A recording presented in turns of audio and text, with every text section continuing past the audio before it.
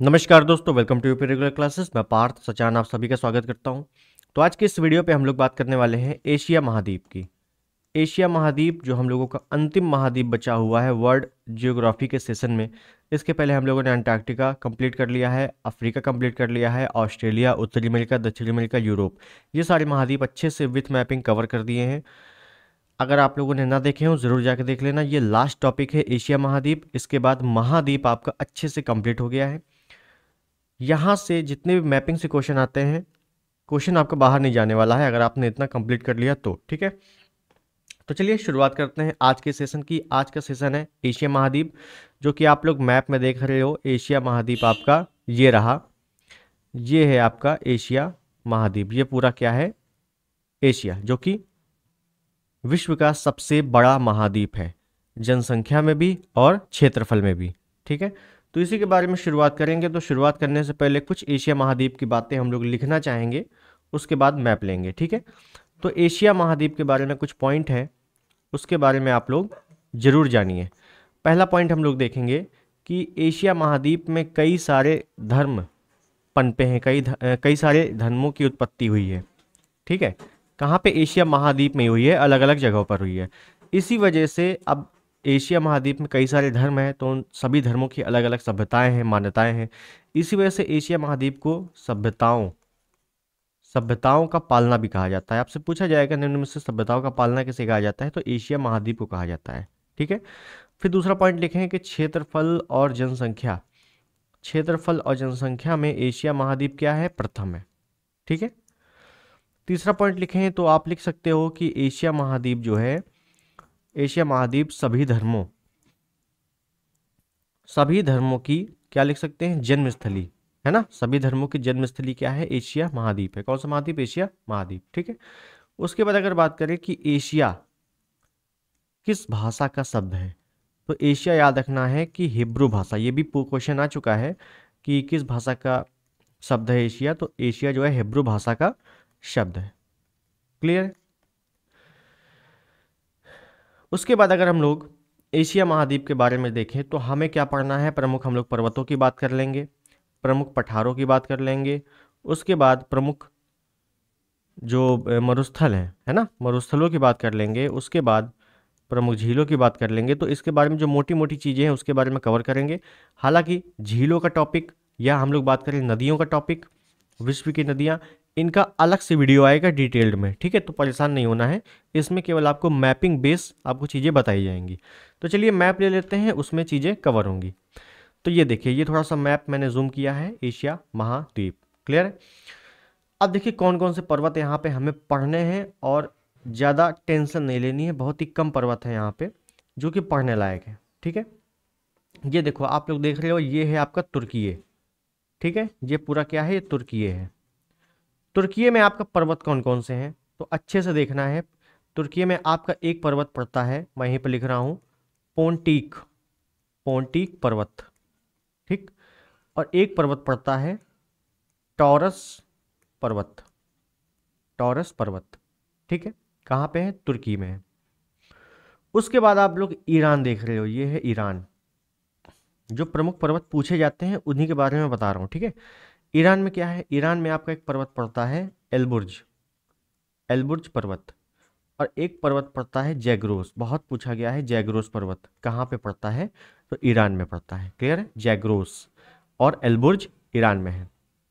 उसके बाद अगर आप लोग देख रहे हो, ये है आपका चाइना, और यहाँ पे आपका है पूरा पामीर का पठार, तिब्बत का पठार, पामीर और तिब्बत का पठार।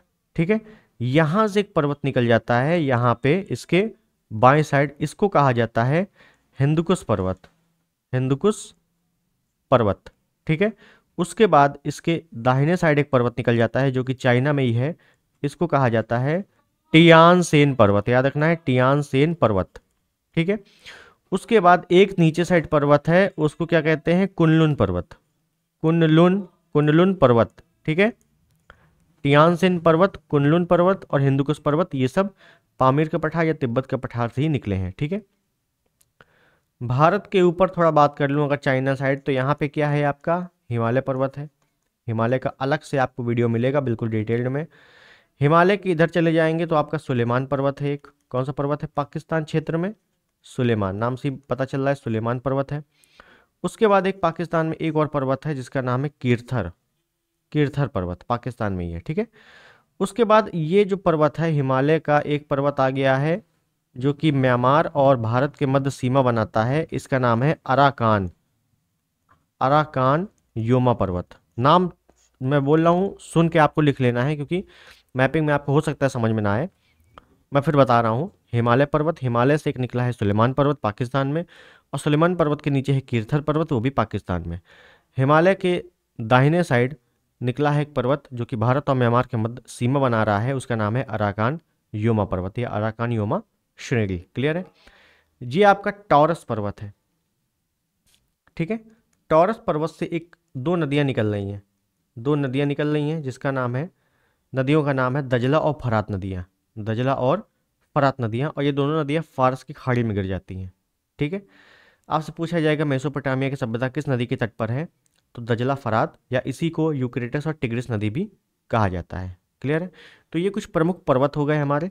उसके बाद अगर हम लोग कुछ पठारों की बात कर लें, कुछ पठार, प्रमुख पठार कौन कौन से हैं, तो देखिए एक और मैप है, इस पे हम लोग प्रमुख पठार देखेंगे। तो देखो तुर्की से ही स्टार्ट करते हैं हम लोग, ये है तुर्की। यहाँ पे जो प्रमुख पठार है इसका नाम है अनातोलिया, अनातोलिया का पठार, ठीक है। अनातोलिया का पठार तुर्की में है। क्लियर है? उसके बाद देखो ये ईरान है, ईरान भी कवर कर लेते हैं। तो ईरान में, ईरान के ही नाम से है ईरान का पठार, ठीक है ना, ईरान का पठार। उसके बाद अगर हम लोग बात कर लें चीन साइड, ये यहाँ पे आपका है तिब्बत का पठार और पामीर का पठार। ये कौन सा पठार है? तिब्बत का पठार, विश्व का सबसे ऊंचा पठार, और पामीर का पठार। विश्व की छत किसे कहा जाता है? तो तिब्बत के पठार को ये विश्व की छत कहा जाता है, ठीक है। चाइना है, चाइना में एक पठार है आपका, बहुत ही प्रसिद्ध पठार है लोयस का पठार। आपसे पूछा जाता है लोयस का पठार कहाँ पे है? चाइना में है। एक तरफ पठार दे देगा, एक तरफ देश दे देगा, मिलान करने को ये क्वेश्चन काफ़ी आते हैं, ठीक है। ये आपका रूस है, और रूस का ये वाला क्षेत्र जो है ये साइबेरिया वाला क्षेत्र है, ठीक है। तो यहाँ पे आपका पड़ता है याकूत, याकूत का पठार, और यहीं पर एक जनजाति भी पाई जाती है, उसका भी नाम याकूत है, ठीक है ना, याकूत का पठार। उसके बाद ये आप भारत देख रहे हो, भारत जो है एक, ये भारत के बगल में कौन सा देश है? म्यांमार है। म्यांमार में आपका पड़ता है शान, शान का पठार। ये चीजें याद रखनी है, शान का पठार। उसके बाद अगर बात करें, ये हो गया शान का पठार। उसके बाद कौन कौन से पठार हैं आप लोग इधर देखो, ये है भारत, भारत का जो दक्षिण वाला क्षेत्र है, यहाँ पे आपका पड़ता है दक्कन, बहुत ही प्रसिद्ध दक्कन का पठार, दक्कन का पठार, ठीक है। उसके बाद देखो ये है पाकिस्तान, पाकिस्तान में पड़ता है पोतवार, पोतवार का पठार। पोतवार का पठार कहाँ है? पाकिस्तान में है। क्लियर है? पोतवार का पठार पाकिस्तान में। तो ये प्रमुख पठार आपके कंप्लीट होते हैं, जो कि प्रमुख पठार हैं, जो कि पूछे जाने वाले पठार हैं, है ना। ऐसे तो कई सारे हैं, लेकिन आपको इतने ही कंप्लीट करने हैं अच्छे से, ठीक है। अब पठारों की बात हो गई। अब पठार को आप लोग मैप पे भी लिख सकते हो, अलग से नोट करके भी लिख सकते हो। उसके बाद अगर हम लोग प्रमुख मरुस्थलों की बात करते हैं, ठीक है, तो प्रमुख मरुस्थल कौन कौन से हैं? प्रमुख मरुस्थलों की अगर बात करें तो देखो ये है चीन, और चीन के ऊपर ये है मंगोलिया। तो चीन और मंगोलिया दोनों जगह हम लोग ले लें तो यहाँ पे एक प्रसिद्ध मरुस्थल है जिसका नाम है गोबी, गोबी मरुस्थल। कौन सा मरुस्थल है? गोबी मरुस्थल है, ठीक है। गोबी मरुस्थल कहाँ पे है? चीन और पाकिस्तान दोनों जगह है। पूर्णतः पाकिस्तान में कौन सा मरुस्थल है? पूर्णतः पाकिस्तान में तकला मकान, टकला मकान मरुस्थल पूर्णतः पाकिस्तान में है। ये चीज़ें आपको याद रखनी है, टकला मकान मरुस्थल जो है पूर्णतः पाकिस्तान में है, ठीक है। उसके बाद देखो ये भारत है और ये पाकिस्तान है, भारत और पाकिस्तान। यहाँ पे कौन सा मरुस्थल है? थार का मरुस्थल, थार का मरुस्थल दक्षिण एशिया का सबसे बड़ा मरुस्थल थार का मरुस्थल, और विश्व का सबसे बड़ा जन घनत्व वाला मरुस्थल थार का मरुस्थल, ठीक है। उसके बाद देखो ये है ईरान। ये क्या है? ये ईरान है। ईरान में आपका दस्त ए लुट मरुस्थल, दस्त ए लुट मरुस्थल है। ठीक है, कहाँ पे? ईरान में। क्लियर है? ये देखो ये आपका है सऊदी अरब। ये क्या है? ये है सऊदी अरब। सऊदी अरब में कौन सा मरुस्थल है? रब ए खली। रब ए खली मरुस्थल कहाँ है? सऊदी अरब में है। ये चीज़ें याद रखनी है। उसके बाद देखो ये है आपका तुर्कमेनिस्तान। कहाँ पे? ये आपका तुर्कमेनिस्तान है, इधर साइड। यहाँ पे कौन सा मरुस्थल है? कराकुम मरुस्थल। कराकुम मरुस्थल। ठीक है। उसके बाद इधर साइड आपका किर्गिस्तान पड़ता है। किर्गिस्तान छोटा सा ही है। यहाँ पे कौन सा मरुस्थल है? किर्गिस्तान से किजिल कुम मरुस्थल। ठीक है ना? कराकुम मरुस्थल और किजिल कुम मरुस्थल। ठीक है, ये प्रमुख मरुस्थल हो गए। कौन कौन सा मरुस्थल? ये कराकुम मरुस्थल हो गया, किजिल कुम हो गया, दस्त ए लुट मरुस्थल, रब ए खली मरुस्थल, थार मरुस्थल, तकला मकान मरुस्थल, गोबी मरुस्थल। ये प्रमुख मरुस्थल हैं जो कि एशिया में स्थित है। क्लियर है? अब अगर हम लोग बात कर लें प्रमुख झीलों की, तो देखो अगर मैं यहाँ पे थोड़ा सा मिटा दूँ, यहीं मैं आपको बताना चाहूँ, आप लोग इसको नोट कर लिए होंगे अपने मैप में। तो देखो ये एक आपकी झील पड़ती है, इस झील को बताना ज़रूरी है, जो कि विश्व की सबसे बड़ी झील है। इस झील का नाम है कैस्पियन सागर। कैस्पियन सागर। ठीक है, कैस्पियन सागर। ये झील 5 देशों से लगी हुई है। कौन कौन है? कजाकिस्तान, तुर्कमेनिस्तान, ईरान, रूस और अजरबैजान। ठीक है, ये 5 देश हैं। कैस्पियन सागर, देखो ये है सबसे बड़ी झील, लेकिन नाम है सागर, तो कन्फ्यूजन नहीं होना है। ठीक है, तो अब मैं आपको थोड़ा सा लिखवा देता हूँ कौन कौन सी प्रमुख झीलें हैं। तो एशिया की जो प्रमुख झीलें हैं वो कौन कौन सी हैं? हालांकि झीलों को हम लोग अलग से मैप में पढ़ेंगे, लेकिन एशिया में आपको थोड़ा सा नोट करना ज़रूरी है। तो सबसे पहले कैस्पियन सागर है। कैस्पियन सागर झील है ये। ठीक है। एक झील है आपकी बैकाल झील। बैकाल झील ये कहाँ पे है? ये रूस में है। विश्व की सबसे गहरी झील, विश्व की सबसे गहरी झील है। कहाँ पे है? रूस में है। अब विश्व की दूसरी सबसे गहरी झील पूछे जाएगा तो टंगनिका झील है, जो कि मैंने अफ्रीका में बताई थी आपको, टंगनिका झील। उसके बाद है मृत सागर। मृत सागर है जो कि जॉर्डन और इजराइल के मध्य है। जॉर्डन और इजराइल के मध्य है। क्लियर है? उसके बाद है एक वान झील। वान झील जो कि तुर्की में है, वान झील। क्लियर है? ये प्रमुख झीलें हैं। हालांकि झीलों को अलग से हम लोग टॉपिक लेंगे, ठीक है ना, लेकिन यहाँ पे आपको झीलें पता होनी चाहिए। कैस्पियन सागर जो कि 5 देशों से लगी हुई है। बैकाल झील आपकी विश्व की सबसे गहरी झील है, जो कि रूस में है। कहाँ है? रूस में। मृत सागर इजराइल और जॉर्डन के मध्य है। वान झील कहाँ पे है? तुर्की में है। ठीक। उसके बाद अगर हम लोग बात करें टोबा झील। टोबा झील, टोबा झील कहाँ है? इंडोनेशिया में। टोबा झील इंडोनेशिया में है। और एक चीज़ याद रखनी है, ये एक क्रेटर झील है। क्रेटर झील का मतलब जो कि ज्वालामुखी उद्गार से निर्मित झील है, टोबा झील। ठीक है, उसी को कहते हैं क्रेटर झील। अगला देखो, एक है आपकी अरल सागर। अरल सागर, अरल सागर कहाँ है? Kazakhstan plus Uzbekistan. कजाकिस्तान और उज्बेकिस्तान में कौन सी है? अरल सागर है। एक झील और यहाँ पे लिख लीजिए आप लोग, बाल खास झील। बहुत पूछा जाता है बाल खास झील। ये कहाँ पे है? ये पूर्णतः कजाकिस्तान में है। कजाकिस्तान में है। ठीक है, बाल खास झील। ये प्रमुख झीलें हैं जो कि एशिया में स्थित हैं। ठीक है। अब हम लोग एक और ब्लैंक लेते हैं और उसमें प्रमुख नदियों के बारे में जानते हैं। ठीक है, तो देखिए कौन कौन सी प्रमुख नदियां हैं जो हमें पढ़नी है। तो देखिए अगर मैं प्रमुख नदियों की बात करूं, प्रमुख नदियों की, तो कौन कौन सी नदियां हैं? एक है आपकी आमूर नदी। आमूर नदी क्या फेमस है इसके बारे में?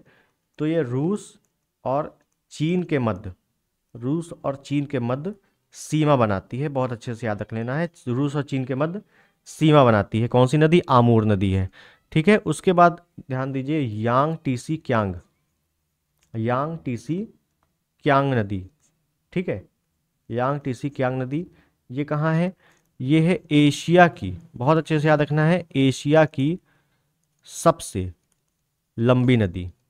एशिया की सबसे लंबी नदी है यांगटीसिकियान नदी। कहाँ पे है? चीन में है। ठीक है। उसके बाद एक और नदी देख लें, वांगवो नदी। वांगवो या इसी को पीली नदी कहा जाता है। ये कहाँ पे है? ये भी आपका चीन में है। इसको चीन का शोक कहा जाता है, चीन का शोक। और एक चीज याद रखना कि चीन की सभ्यता किस नदी के तट पर उद्गमित हुई या पनपी? चीन की सभ्यता तो इसी नदी के तट पर, वांगवो नदी के तट पर। ठीक है। और एक पॉइंट याद रखना कि भारत की वांगवो किसे कहा जाता है या भारत की पीली नदी किसे कहा जाता है? तो महानदी को। महानदी जो कि उड़ीसा में बहती है, महानदी को भारत की वांगवो या भारत की पीली नदी कहा जाता है। क्लियर है? उसके बाद कुछ नदियों की और हम लोग बात करें तो देखो, एक है आपकी, अगर मैं म्यांमार चलता हूँ, ठीक है ना, म्यांमार, तो म्यांमार में आपकी दो नदियां हैं। एक है आपकी साल्वीन नदी जो बहुत पूछी जाती है, साल्वीन नदी, और एक है आपकी इरावती नदी। इरावती नदी, साल्वीन नदी, इरावती नदी, दोनों में क्या अंतर है? तो म्यांमार की सबसे बड़ी नदी, सबसे बड़ी नदी कौन सी है? साल्वीन नदी। ठीक है। उसके बाद इरावती नदी, तो इसको म्यांमार की जीवन रेखा कहा जाता है। म्यांमार की जीवन रेखा इरावती नदी, और म्यांमार की सबसे लंबी नदी या सबसे बड़ी नदी साल्वीन नदी। ठीक है। उसके बाद अगर हम लोग बात करें, वैसे रंगून शहर आपने सुना होगा, रंगून शहर इरावती नदी के तट पर बसा हुआ है, रंगून शहर। ठीक है। श्रीलंका की सबसे लंबी नदी महावेली गंगा, महावेली गंगा। ठीक है, श्रीलंका की है। उसके बाद अगर हम लोग बात करें, जैसे कि मैंने बताया था कि तुर्की में, तुर्की में एक पर्वत है टॉरस पर्वत। कौन सा है? टॉरस पर्वत। टॉरस पर्वत से दो नदियां निकल रही हैं, दो नदियां निकल रही हैं। एक का नाम है दजला और एक का नाम है फरात। दजला फरात नदियां, या इसी को क्या नाम कहा गया है? इसी को और क्या कहा जाता है दजला फरात नदियों को? तो टिग्रिस या यूक्रेटस, टिग्रिस और यूक्रेटस नदी। ठीक है, टिग्रिस और यूक्रेटस नदी या दजला फरात नदी, दोनों चीजें एक ही है। ये नदियां गिर जाती है कहाँ पर? फारस की खाड़ी में। बहुत अच्छे से याद रखना, फारस की खाड़ी में ये दोनों नदियां गिरती हैं। और मेसोपोटामिया की सभ्यता इसी नदी के तट पर बसी हुई है। मेसोपोटामिया की सभ्यता, कौन सी सभ्यता? मेसोपोटामिया। मेसोपोटामिया की सभ्यता इसी नदी के किनारे है। ठीक है। ये हुई आपकी प्रमुख नदियां। इसके बाद अगर हम लोग कुछ और बात कर लें तो हम लोग बात करेंगे कुछ स्टैटिक पॉइंट की। जैसे आपसे पूछ लेता है कि नहरों का देश है ना, नहरों का देश किसे कहा जाता है? फिर आपसे पूछ लेता है नदियों का देश किसे कहा जाता है? एशिया महाद्वीप के ही हैं तो इस वजह से बता दे रहा हूँ, नदियों का देश किसे कहा जाता है। फिर आपसे पूछ लेता है पूर्व का मोती किसे कहा जाता है? पूर्व का मोती, है ना। तो नहरों का देश याद रखना, पाकिस्तान को कहते हैं, पाकिस्तान को। नदियों का देश आपका बांग्लादेश को कहते हैं। पूर्व का मोती आपका श्रीलंका को कहते हैं, श्रीलंका को। ठीक है। और कुछ आपसे रेखाएं पूछ ली जाती हैं, जैसे 17वीं समानांतर रेखा किसको किसको अलग करती है या किसके किसके मध्य है? 38वीं समानांतर रेखा किसके किसके मध्य है? या 24वीं समानांतर रेखा किसके किसके मध्य है? और मैंने आपको बताया था एक 49वीं समानांतर रेखा किसके किसके मध्य है। तो 17वीं जो 70वीं समानांतर रेखा है वो किसके किसके मध्य है? तो उत्तर दक्षिण वियतनाम, उत्तर वियतनाम और दक्षिण वियतनाम को के बीच में स्थित है। कौन सी? 17वीं समानांतर रेखा। 38वीं उत्तर दक्षिण कोरिया, उत्तर कोरिया दक्षिण कोरिया को कौन अलग करती है? 38वीं समानांतर रेखा।